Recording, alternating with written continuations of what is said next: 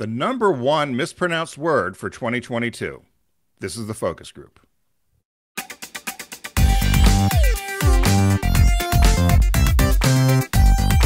They're all business, except when they're not. It's the Focus Group with Tim Bennett and John Nash.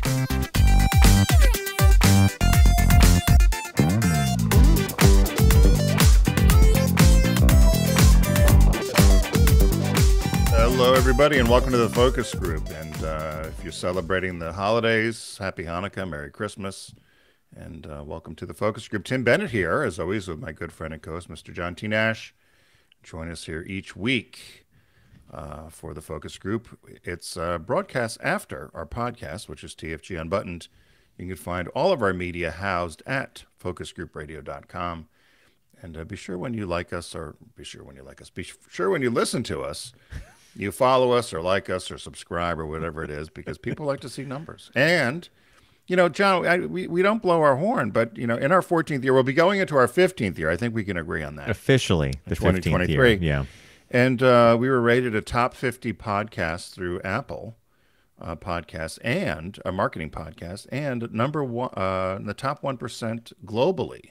Worldwide. Among the 3 million podcasts that are out there. I think a lot of it's longevity and stay-to-itiveness. Is that a word, stay-to-itiveness? Stick-to-itiveness. Stick-to-itiveness. What is stay-to-itiveness? Yeah. Did I just make that up? You might have, but, you know. Did I ever tell you the time I made up a word and I tried to convince, you know, it might have been Bev Hawkshurst or Emil Elgis. I tried to convince him that influsive was a word. Oh, boy. Now, if you had done that with, so Tim's referring, we went to high school together. We met in high school, sophomore year, frog dissection.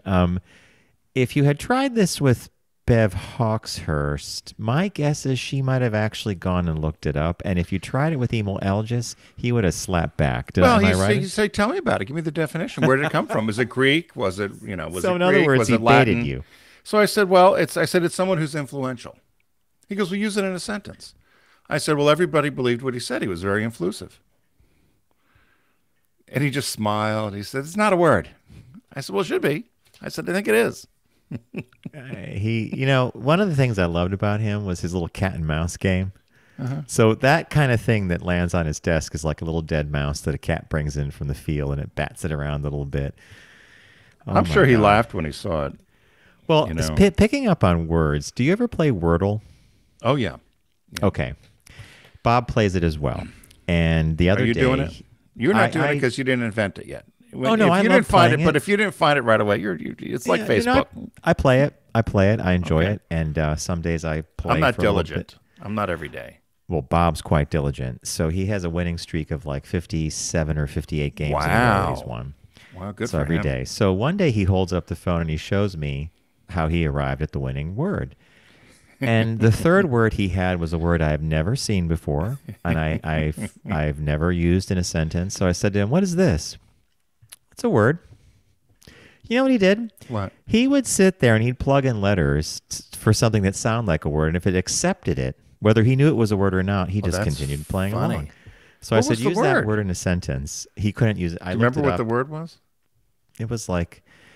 No, I don't, and I wish I had written it down, because I did look it up, and I'm like, I said use it in a sentence. He uses it, and it's nothing, nothing like, and he was just literally flying on the seat of his pants. And well, people did that with words with friends, right? They used to just they would stick make up something words until something stuck.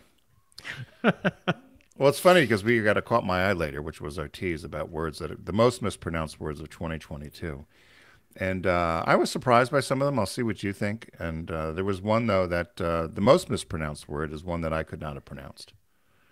And when we get there, I'll have to try, because because you're good at this. So I'm going to test you. I didn't get to read the thing yet. So here we are before the holidays. Yay, the holidays. It's funny this year because Christmas Eve is Saturday, Christmas Day is Sunday, and of course the calendar has the holiday. If I open my calendar, it has the Monday as the substitute holiday. So that's the day you have off, everybody. My poor friend Matt's got to work that day. I'm surprised. There's some people that are making people work that day. Yep, 26 is a legitimate. If you and I were back in our retail days, if you were at Walden's or I was Marshalls, we'd be at the store, right? Well, Prime day a lot for of them are returns. open at Christmas, right? Yeah, the day Prime after day. Christmas was the prime return day. Prime return day, yeah. That was when I used to fail on the service desk because I didn't understand that axiom that I learned later in life. The customer's always right.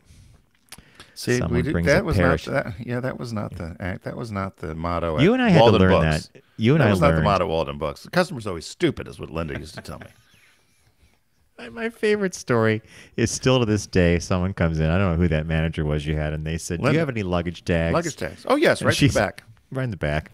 Back on the left, over by the religion section. And then they come back. I don't see them. No, they're back there. They're back there. I mean, Linda, there's no tags back there. She goes, I know there aren't. We are strictly books. I've told her we only sell books. But she wants to look for luggage tags. Let her look. Now, how can you not take that kind of, salt of the earth advice from a manager? And when Tim and I are talking about, we were like, what, 17? 16, 17. 16, 17. These were our first part-time jobs. I was at Marshall's, and I had a similar. I think that my manager and your manager must have caught up on the phone now and then. How are we going to get the kids? Okay, let's get them this way. I had Ellie Barabas. She was tough as nails, but she was hysterically funny. Hysterically funny. Yeah, Linda Hodson was my Linda, that's manager. right, Linda. And they had and then Eileen Grant, who I looked up Eileen, and Eileen's still around. She's doing work with some gardening and park service stuff. And I was thinking we should contact her. But they had a record player up there, and the record world was a couple doors down. Remember, Laura Deshenko worked there. Laura was my And favorite. So we had not music I liked, but it was Kansas, Boston, Yes, all that sort of music. And Doobie Brothers, Linda loved. So she had these albums playing in this supposedly quiet bookstore, and they were loud. And people would come up all the time. Can you please turn that music down? It's distracting. And she'd say, "Isn't it horrible?" and so then people would just look at her. She goes, "It's piped in from corporate, and the knob's broke. Can't fix it."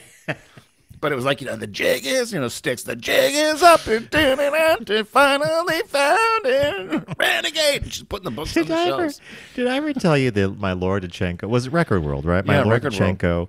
I go in there one day. I was on my way to see you, and I go in there, and I wanted to get this Barry Manilow album.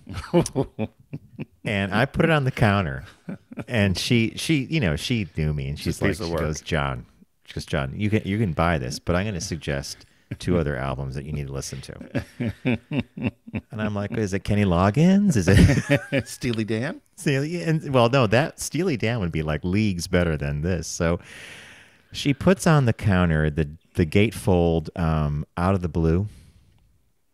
Oh, was it REO Speedwagon or who did Blue Oyster? I forget. It was a big band, right? ELO, Electric Light Orchestra, Out of the Blue.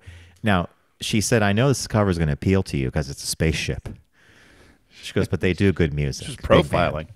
Yeah, and then I forget the other album she put on, and she rings it up, and it only comes to the cost of the Barry Manilow album. And I said, Laura, and she just winks. She goes, enjoy. She puts it in the bag. Yeah, well, those are the good old days, right? They were very much the good old days, yeah. Her manager, I still remember this, the record player was broken at Record World. So he comes over with... Bar is yours? To get ours, because he knows we have one. So he comes with a 45, it was like 1980, a 45 of Rock Lobster, B-52s. My God. It says, hey, our record player doesn't work. I've got to play this for you. This is fantastic. You've never heard anything like it before. Had you ever heard it? No, I didn't know who they were, didn't know anything about it. He puts it on, and we're like, oh, my God, we're laughing. And, so then we had Rock Lobster playing for quite a while over there at Walden Books. Down. Can you please turn that down? Oh, isn't it horrible?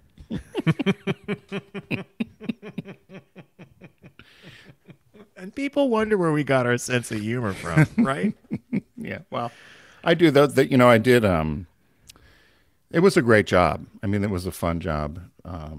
You took it responsibly. Didn't make a lot of money, but, I think we were making $3.03 or something. Tim, we made what we made, Minimum and we were wage, diligent savers. You put money into gas. You and I both had to pay for our auto insurance. I didn't have a car, but if I wanted to drive my folks' car, couldn't do it without the auto insurance. And they made sure of that, man. But what a life experience. I mean, working in those stores and dealing with the general public, Oh yeah, priceless, right? yeah, that was crazy. So hey, how our show runs here is we do our opening banter, which John and I just you experienced, and then we have a Much to your caught my delight eye and your pleasure, right? We have an area we call, or a segment we call "Caught My Eye," which is where John and I both find a story of the week. It's usually somewhat off-beaten or something that interests us, and do we share that with you? Then we will visit with our friends from Deep Discount and take a quick break, and then we will come back with the business birthday, which we sometimes struggle with each week to try to find a business birthday, but we're the only show we think that still does business birthdays. Everyone does celebrities. Yeah, John had done the moniker, the only show in the universe that does business birthdays. And then we'll do a shop talk, which this week is about people, LGBTQ people, and what they prefer in terms of buying habits for corporations, either they work for or that they support. So it's a pretty full show here for the year end, right, Mr. Nash? Mm-hmm. So without further ado, Mr. Nash, what caught your eye this week? What caught your eye? Here's what Tim and John found. I'm surprised you didn't pick up on this personally. When you sent over your information for the deck, I was like, I wonder why Tim didn't see this, because this is something right up your alley, in my opinion. It comes to us from Germany, and it comes to us from Reuters, to be specific. So I put up, if you happen to be watching the video on YouTube, I put up a picture of, well, it's hard for you to figure it out until I tell you what it is. It's an enormous cylindrical aquarium, and it's called the Aquadome, and it resides in, or it did live in Berlin, inside a hotel. It's basically 46 feet high, and it's just this huge, it's like a clear cylinder, and it's home to 1,500 fish, tropical fish, exotic fish. Last Friday, I think that would be the 16th, the 15th or the 16th, the aquarium burst, just shattered, spilling 1 million liters, which is 264,000 gallons of water, and the 1,500 exotic fish whoosh, right into the lobby, into the street, the whole bit. And I'm going to show you one other picture. This is what it looked like after the water swept out of the lobby. Oh my god. It took out the doors. It knocked down street lights. It was like, because it's like a big forest. Now, they were able to save some of the fish because there apparently are satellite tanks that the fish can go into. And they also have breeding and health services for this aquarium. And so they were able to save some of the fish, but basically the thing just shattered. And I'll read some of these. So 100 emergency responders showed up. It was a leisure complex. It's a Radisson hotel and a museum. It's kind of funny, right? Aquarium, hotel, museum, one-stop shopping. And it was called Sea Life Berlin, the Aquadome, the largest freestanding cylindrical aquarium in the world. And then people, when they were interviewed, said it felt like an earthquake. Could you imagine that much glass shattering? The whole aquarium burst, and what's left is total devastation. Lots of dead fish and debris, this same woman told Reuters. Efforts are underway to rescue some of this fish from several smaller tanks that were near the Aquadome, plus the ones they have in this special little nursery. It was fortunate that the accident happened so early in the morning. I think it happened 5:45, 6 a.m., when there was hardly anybody in the immediate vicinity. So it happened at, I was right, 5:45 a.m. Sounds like an earthquake. 2 people, including a hotel employee, were injured by splinters of glass, and emergency services asked around 350 hotel guests to pack their belongings and leave amid concern that there could be structural damage. That didn't happen. Buses were sent to provide shelter for the hotel guests. Eventually, people were let back in, and they had to deal with cleaning all this mess up. But the weird thing is the aquarium was serviced and refurbished in 2020, and I found some pictures of what that looked like. They had guys in, diving outfits in the tank, inspecting the glass, and it was given a seal of approval, good to go. But boom! So I'll show you again here the before. Oh, look at the beautiful aquarium. So sounds fishy. It does, doesn't it? But what? Here's what I'm wondering. So was this a cylinder, cylinder? Cylinder. It looked like a big column of water. So I wonder, did the pressure just, because if you were going down in the ocean, right? That's always the problem with scuba, is pressure. Yeah. So I was wondering if these fish. I wonder if there was something with was there too much pressure at the bottom? They're still investigating. They have no idea, because the glass was super thick. I mean, it's this really thick-walled glass 46 feet high is pretty tall. And that is a huge amount of water to hold in a glass cylinder, but apparently it was strong. Tim, the reason that this really caught my eye, one of the big reasons why, do you remember the story? I love this story.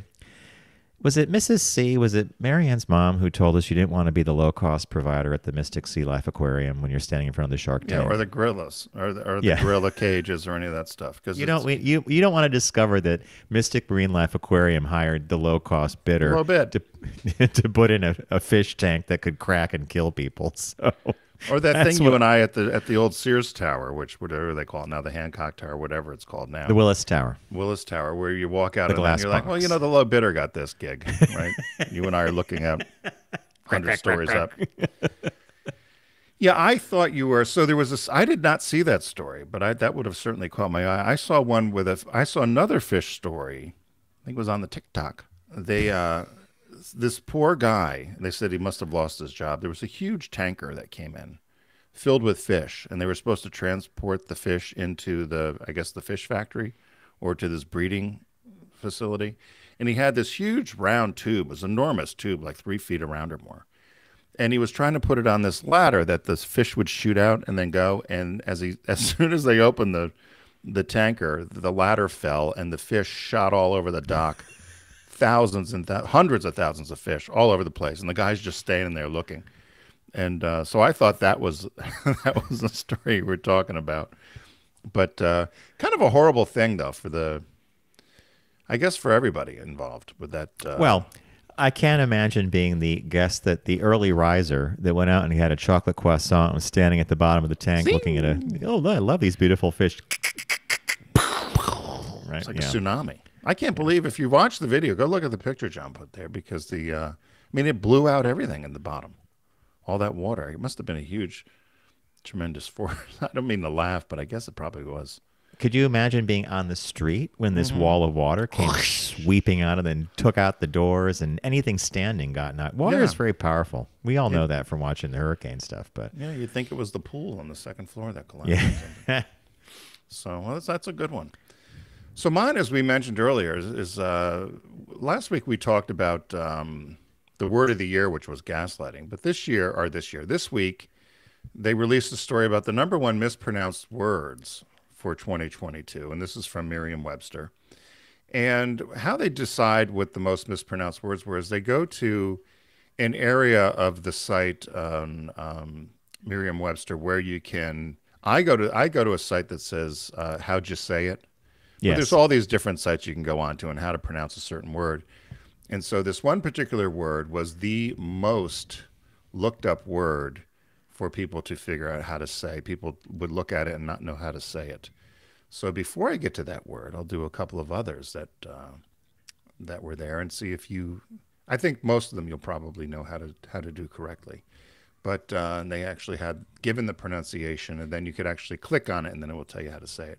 So the first one is So the second most mispronounced word was the Greek sandwich, gyro. A gyro? Nope. Gyro? Nope. Gyro? Now, gyro is how you would say it if it was non-food item, would be gyro. Okay. But which you're right there. So I only know how to say this because I used to go to a Greek restaurant and the guy would correct me all the time. Gyro. Oh, well, okay. All right. So you want a gyro.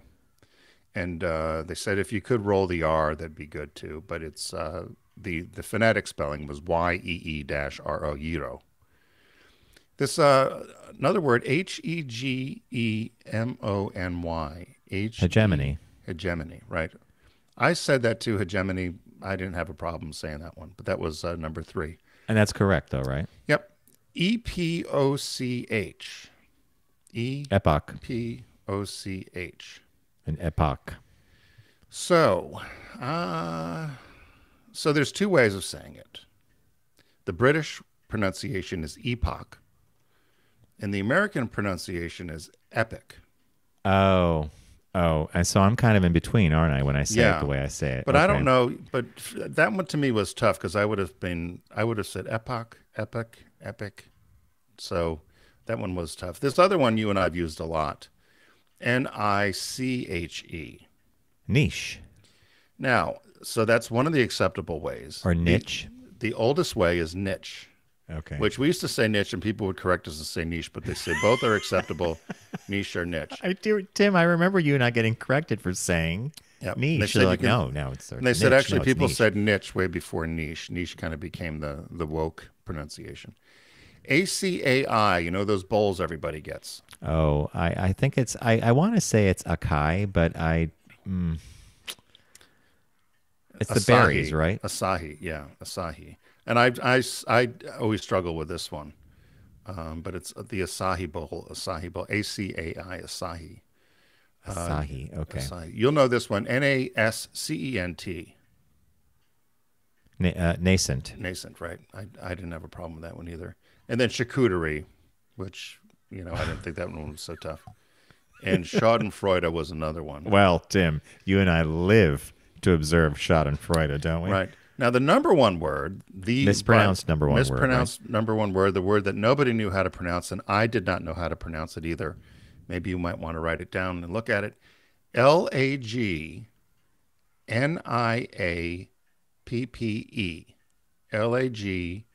LAGNIAPPE. It's a word, it's got its origins in Native American and Spanish culture, also New Orleans and French. So it's a kind of a hodgepodge word used quite often apparently in the South. LAGNIAPPE.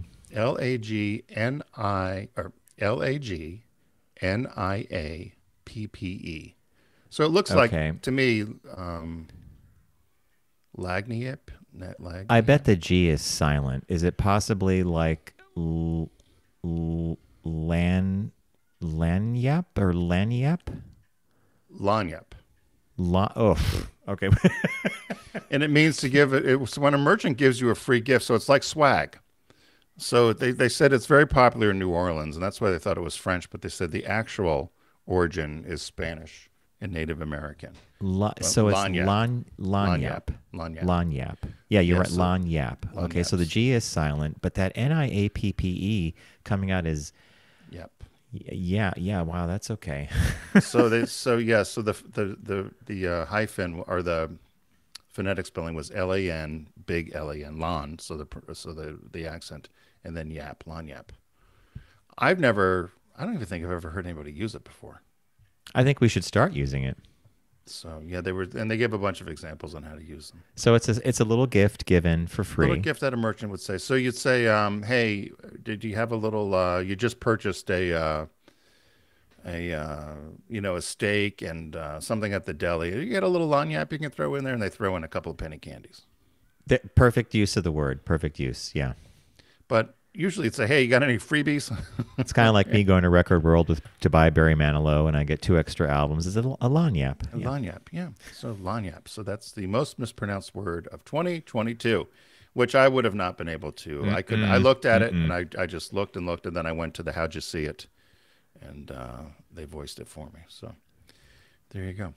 So many of you know that Deep Discount's been with us here at the Focus Group for quite some time, and it's the perfect brand, particularly this time of year with holiday shopping and stocking stuffers. I was trying to do my tongue twister there, but there's some last minute gifts available right now. This last minute gift sale. There's hundreds of thousands of titles for you to check out: movies, music, games, collectibles, and more.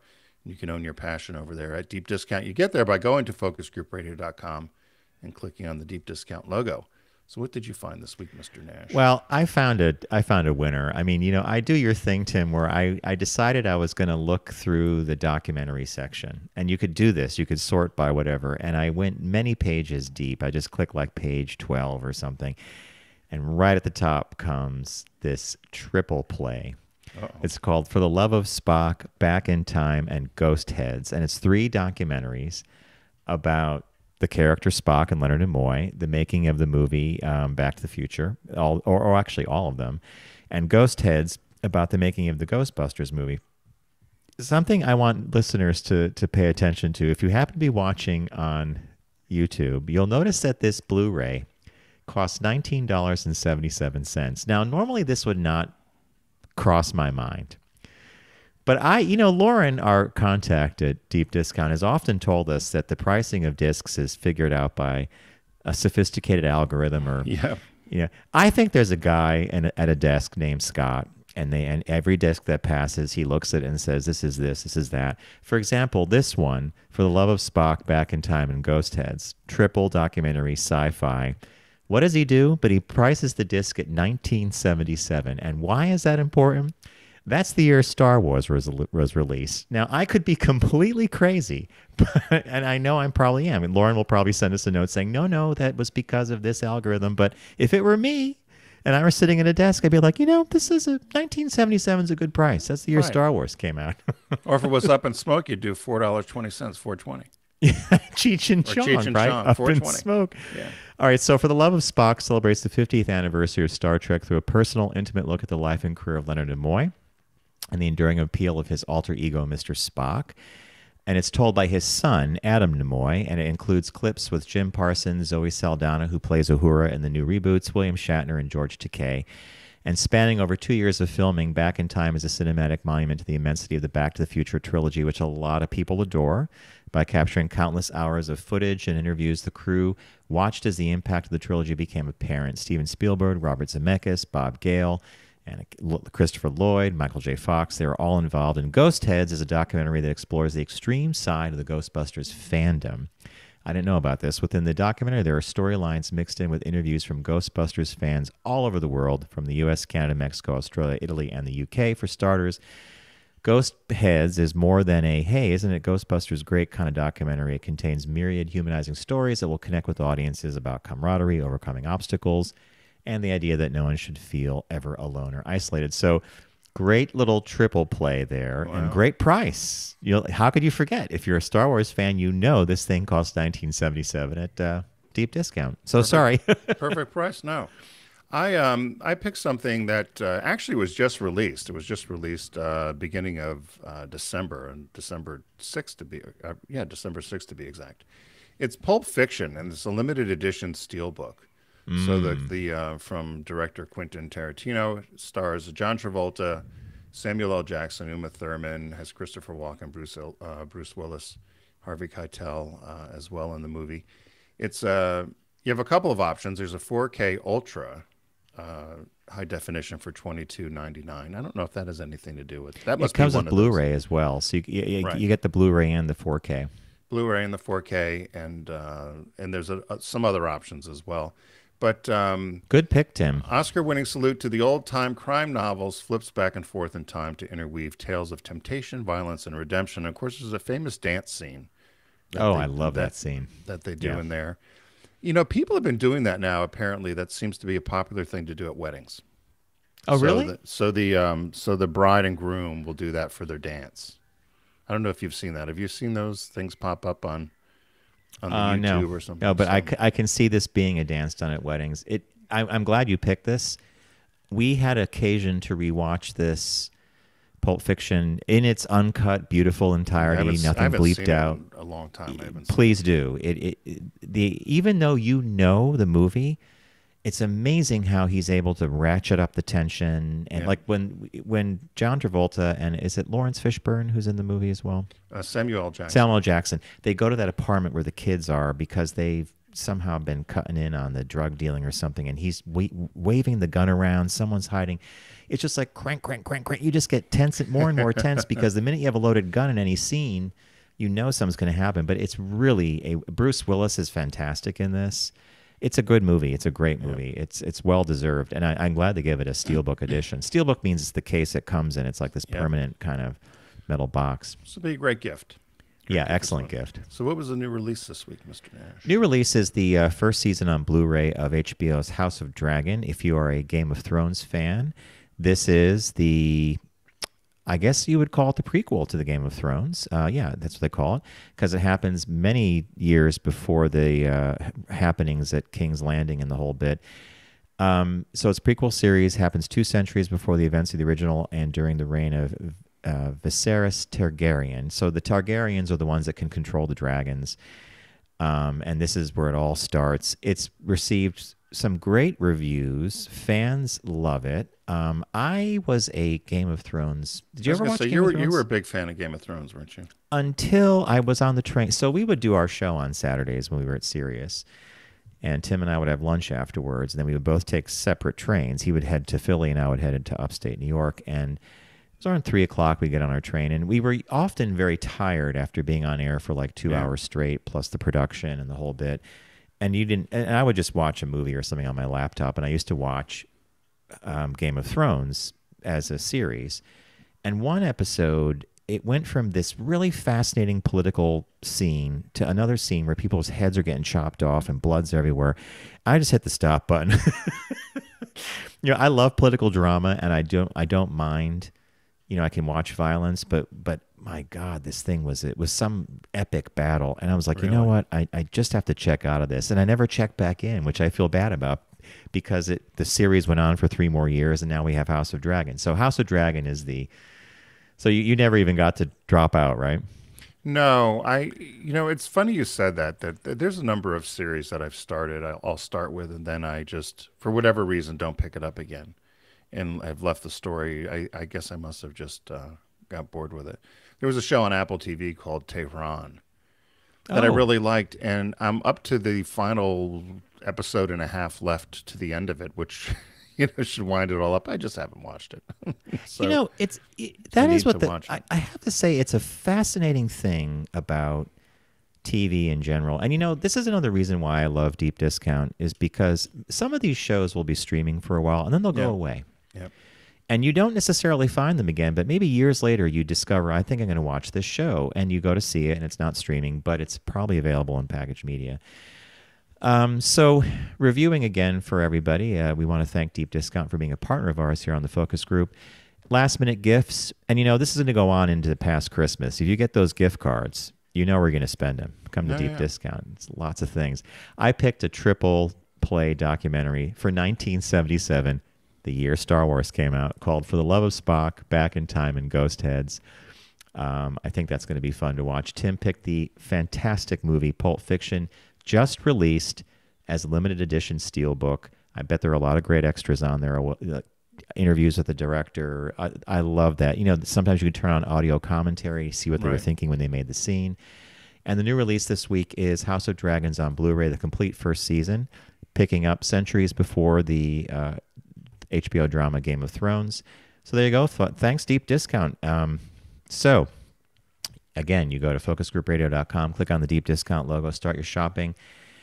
You could take our recommendations. You'll never forget that in 1977. I'm sure I've pounded that into the ground like a dead horse. So we're going to take a quick break. Hashtag it. Yeah, we're going to take a quick break. And when we return, we have a business birthday and a shop talk, so stay with us.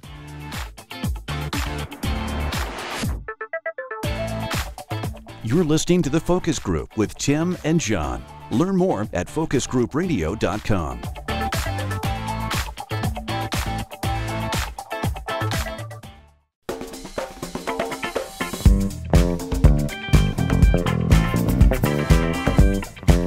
Now back to The Focus Group with Tim and John. Available pretty much everywhere.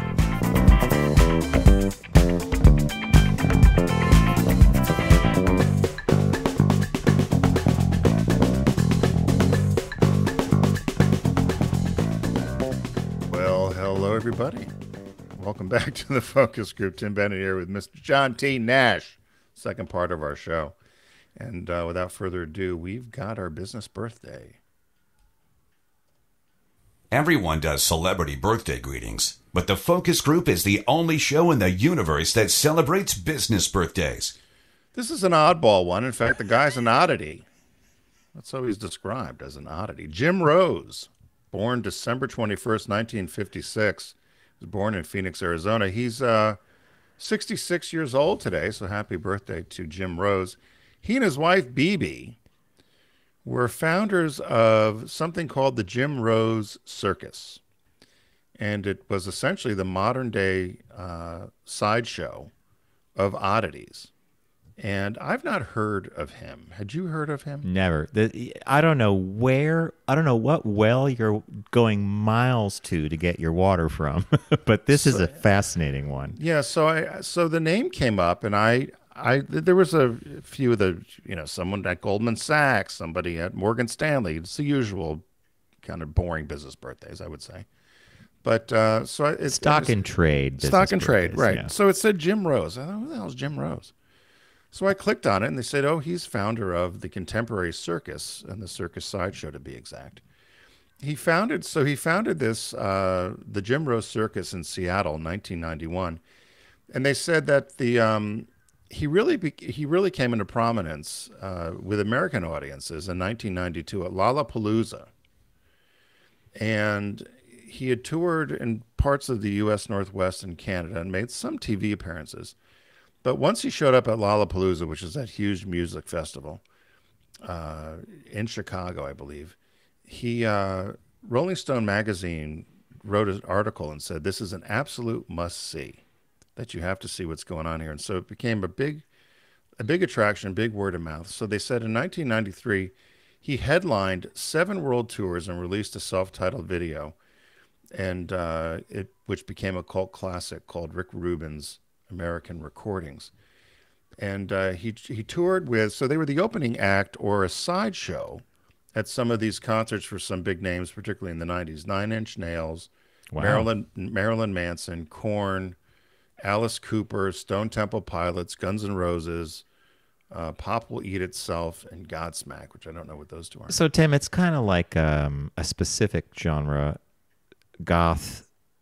There's a sense about those bands. Yeah, I'll tell you what the sideshow performers do, which to me creeps me out. Anyway, they do say that in 1998 he did get thrown in jail for 4 months. He and the troupe.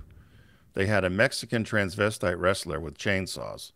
Were wrestling with chainsaws and football, and they said the show landed him and the troupe in Lubbock, Texas, for 4 months in jail. And then the show got banned in New Zealand. But he had sold out shows in Australia, the U.S., Scotland. He would go to fringe festivals, comedy festivals. So he himself performed. They said he mostly did comedy. And he did some stunts. One of the stunts he would do is he would attach paper currency to his head with a staple gun. With a staple gun? To his scalp, you're talking about, right? Yeah. Now how? Yeah, I was thinking about that, right? He has no tolerance for. He has zero tolerance for pain. Well, no, sorry. He has a high tolerance for pain. I got that wrong. Yeah. It's like a woman giving birth. So, and then he would drive a long nail into his nostril, and have darts thrown into his back.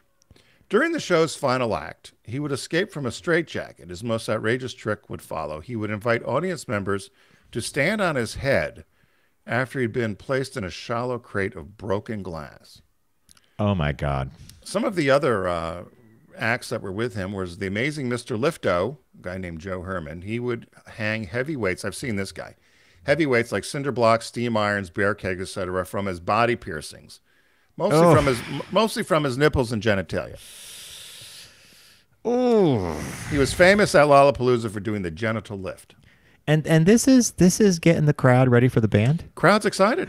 Sold out. I would be cringed. I couldn't stand it. It turned my head, yeah. Bibi, the circus queen, she'd performed a variety of stunts, having a watermelon placed on her back and split with a sword, while laying on a bed of nails and heavy weights on her chest. Oh, my God. She also did something called the plastic bag of death, where she would sit in a large plastic bag. They'd suck all the air out with a vacuum. Then I've seen this before too. Then at the end, her finale, she would employ an electric grinder. So she would stand up and she had this steel plate right around her vagina, and then she'd shoot sparks to the crowd. This is for real. Metal chest. Oh yeah. Then Matt the Tube Crowley, his moniker came from him being able to swallow a 7-foot piece of tubing. Oh my God. Then he would also provide a demonstration of sheer lung power by blowing up a hot water bottle until it bursts. He would also suck a black condom through his mouth and out through his nose. Ew. Okay. You have to wonder when they even discovered they had these air quotes. Yeah, talents, how do you know this? Right? Zamora the Torture King. Well, remember, this is like puppetry of the penis or whatever. Remember these Yeah, I guys do that would remember go that, on in New yeah. York? And did you ever see them? No. So Zamora the Torture King, he would walk barefoot up and down a ladder of sharp razors. Ooh, I can't eat Oh my needles. God, razors. But he was also famous. We've seen this one before. He'd eat light bulbs. I don't get that either.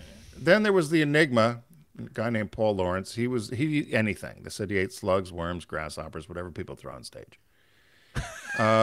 Lizard Man, Whatever people he'd eat it. tossed on stage. I guess so, yeah. Oh my God. The Lizard Man was a tattooed performer with a surgically split tongue like a lizard. We've seen that before. Cappy was a yo-yo artist. So, but that one's, to me, seems pretty innocuous, right? He was a yo-yo artist. So Cappy. Until there's something about the yo-yo. There's got to be right? something about the yo-yo we don't know about. And let's see. So, then there was Jake the Snake. There was all kinds of other people. But sword swallowers. Yeah. And then Fat Matt was billed as the world's fattest contortionist. Now, I'd like to watch that. Fattest contortionist. The fattest contortionist. World's fattest contortionist. That would be a hard one. Considering So, how you have to morph your body into a pretzel or something, I can't. Okay. He made a ton of money. He was featured on The X-Files, in an episode there. Homer Simpson also ran away to join the Jim Rose Circus as a cannonball catcher That's perfect. on Okay. Homer Palooza. He was on the Travel Channel. He had 7 episodes on the Travel Channel. I can't imagine. He's done autobiographies. He's written things. He's released books. He was good friends with Marilyn Manson, and it shows them in bed together. And that's all it does, is just shows them in bed together. So you can read into that what you want. The other thing, he was involved in fundraising for, he did a lot of fundraising for Jimmy Carter. But he said he was on heroin all the time. Nobody knew it. He said he used to fundraise. He would do parties with Gregory Peck and Robert Redford.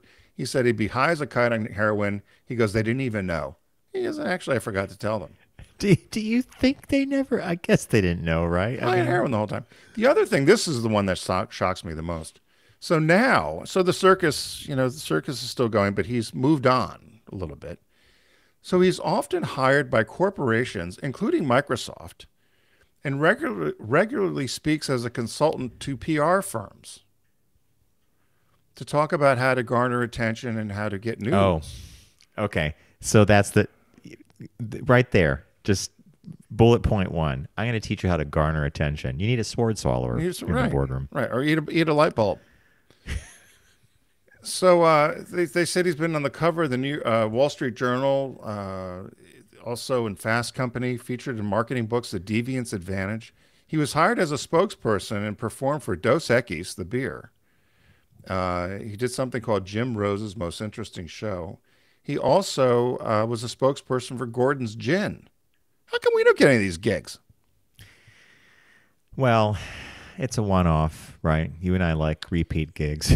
But how do you go from walking on, stapling a dollar bill to your head to talking in front of Microsoft, right? Here's how to get attention. I don't know. Well, I think you just pretty much outlined it. You go from stapling a dollar bill to your head to... So they summed it up at the very end. There's a British writer said, this is beyond anything I've ever seen. He said, well, it might not be entertainment, or might not be everyone's idea of entertainment. It certainly does not deserve to be banned.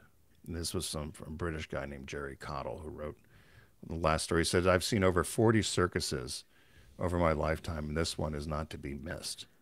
I would want to miss it. I'm not so sure I'd want to go, but he made a ton of money. I guess it's the voyeur of people wanting to. I can't imagine somebody walking on sharp blades or eating glass or some of the stuff that we described. Could you? No, not at all. You and I would not be. I would not be. That would not resonate with me. You and I barely found the normal circus, to be entertaining. I hope I'm not putting words in your mouth, but I was not a huge fan of the circus. I don't like the circus. This is like Cirque du Soleil on crack, right? I mean, this is no Cirque du Soleil on heroin. Yeah, on heroin. Well, okay. Well, Crack he took cocaine, heroin. Yeah. So anyway, happy Wow. birthday, Jim Rose, 66 years old, and he's speaking at Microsoft. I mean, goes to show maybe maybe we should contact him and see if they need any speakers to come through. Tim, You know what this comes down to? I don't know if when we were at Sirius, a lot of the executives there didn't even know that we were what they call talent, that we were actually the people that did the show. You know why? Because we actually dressed nicely. We were told this one day. Someone said, the problem with you guys is you dress like you're business professionals. And we're like, oh, because wear khakis and a shirt. Yeah. And then this executive said, if you showed up in jeans, ripped jeans and a T-shirt and 3 days worth of, not shaving, yeah, you'd be considered talent. I'm like, okay. So I think that in this case with the circus, there's no doubt he's a performer, right? Yeah. Yeah, I think Signorelli might have been the only one that showed that kind of dressed like we did going in there. Yes, he did. Some of the people were sloppy. You and I would raise our, like, oh, you're going to work like this? So they didn't care. They'd roll in. You can't believe it. Yeah. So anyway, but so happy birthday, Jim Rose. Our shop talk this week, this comes from CNBC, and it says the headline is workers and consumers say they're likely to favor pro-LGBTQ businesses. Study finds. So American workers and consumers are more likely to prefer brands that publicly align with LGBTQ causes, according to a new analysis. More than 51% of U.S. employees who responded to a global survey, which was recently conducted by Edelman, said they were more likely to work for a pro-LGBTQ company compared to 11% that said it was less likely. In a separate survey that they fielded earlier in the year, they said 34% of the consumers said they were more likely to buy from a brand that had expressed support for LGBTQ rights versus 19% that said they were less likely. Now, we've seen a lot of these studies over the years, and there was a couple of takeaways in here that I had, but overall, what was your takeaway on this, Mr. Nash? Well, a couple things. A number of people showed up in this that I was surprised by. There's GLAAD's visibility projects in here. Sarah Kate Ellis, who's from GLAAD, is in here a lot. I would have thought that the organization called Out and Equal would have been a little more involved in this kind of reporting because they actually deal with workplace equality issues. Employer issues, right? Employment issues, yeah. The one that didn't surprise me though, but what did surprise me was her answer was this idea that executives at companies, given the cultural temperature of what the Republicans did recently with ratcheting up drag queen story time, library book bannings, the issues with the transgender community, with parents and parental rights, all of it you probably all know from your reading, anybody who's listening. This thing comes up in the article where it says that many executives are turning towards some of their agencies and their PR firms to talk about, how do we approach this community, because it is going to be the, LGBTQ consumers, along with some other demographics, are going to be your customers in the next 5, 6, 7, 8, 9 years. The majority of your customers. How do we talk to them in this highly toxic environment with thanks to all the political crap that went on to again, make our community like the whipping boy of the century.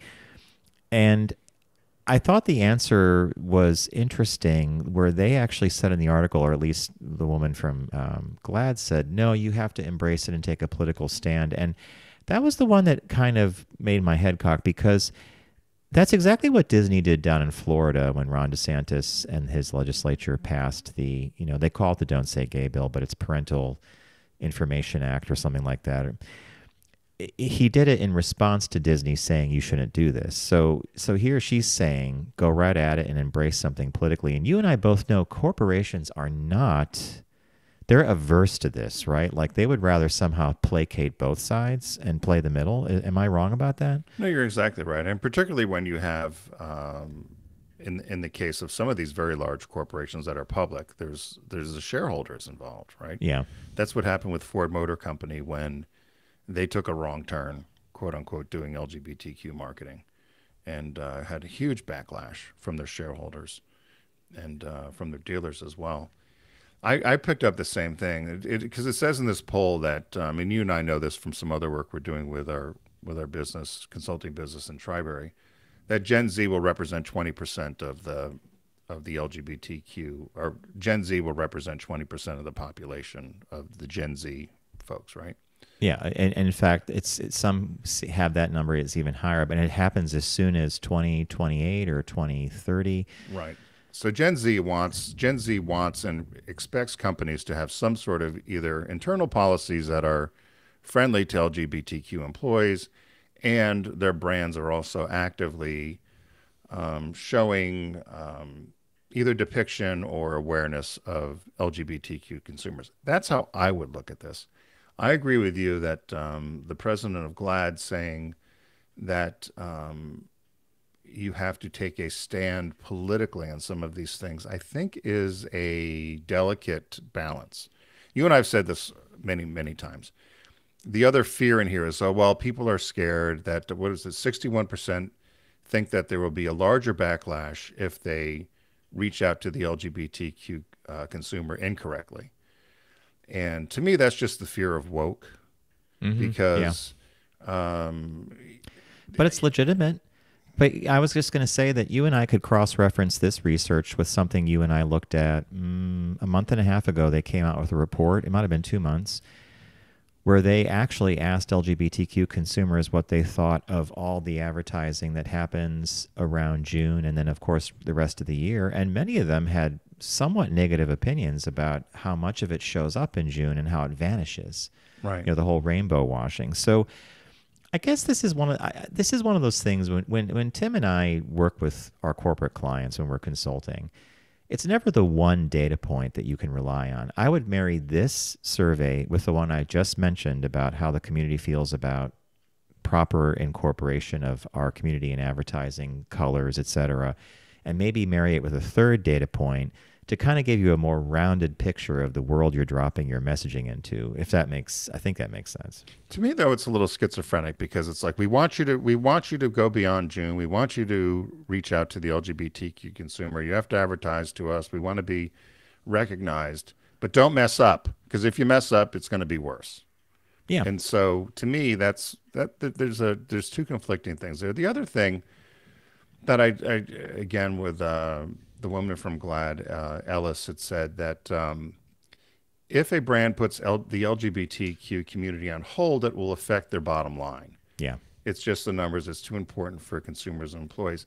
That's all well and good, and I think that's wonderful. But you and I both know there are not, unless we're mistaken and when our head's in the sand, there are not a lot of companies that are actively pursuing or marketing directly to the LGBTQ consumer. There just aren't.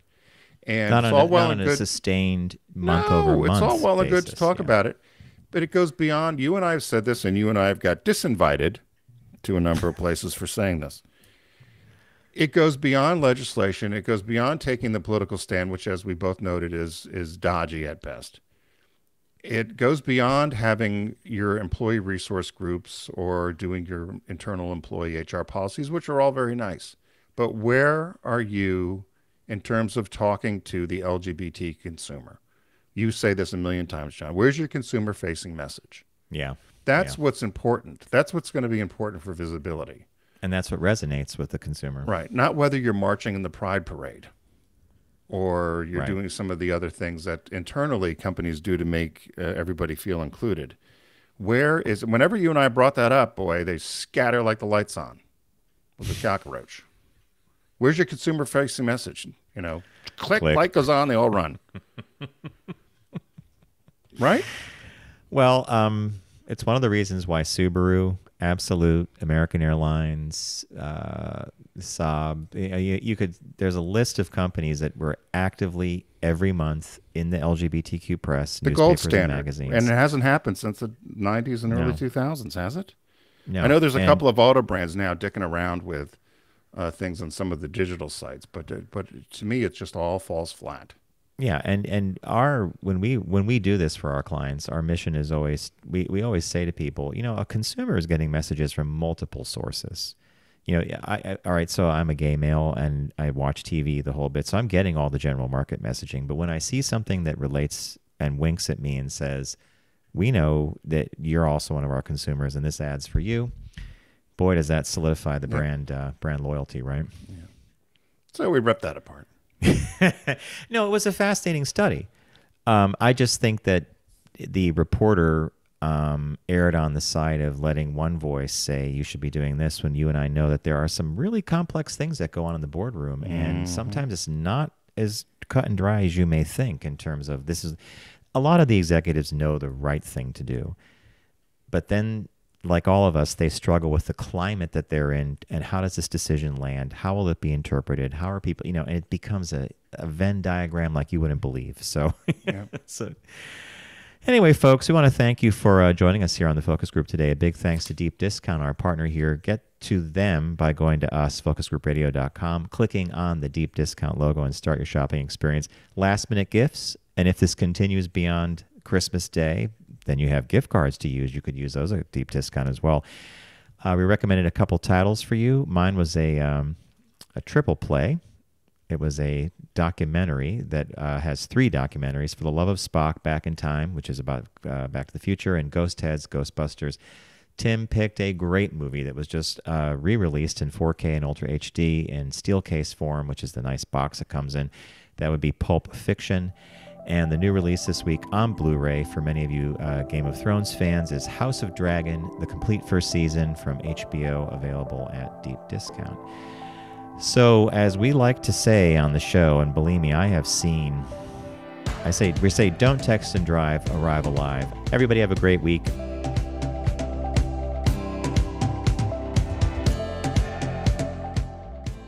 It's The Focus Group with Tim Bennett and John Nash. Accessible on all platforms. Subscribe, like, and rate us on your platform of choice. Learn more at focusgroupradio.com. That was a stunning focus group.